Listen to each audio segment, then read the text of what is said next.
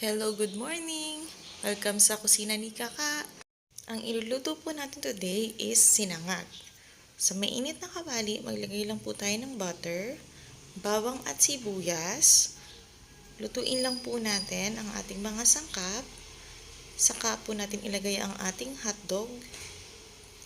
Haluin po ulit natin at saka po natin i-add ang ating kanin para po walang masayang.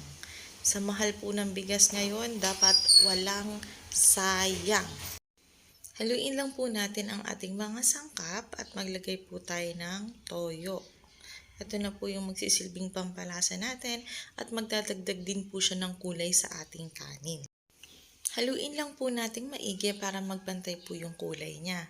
Pwede rin po kayo ditong maglagay ng seasonings or paminta kung ano po yung naaayon sa inyong panlasa at maglalagay din po tayo ng mixed vegetables po na available sa ating mga supermarket.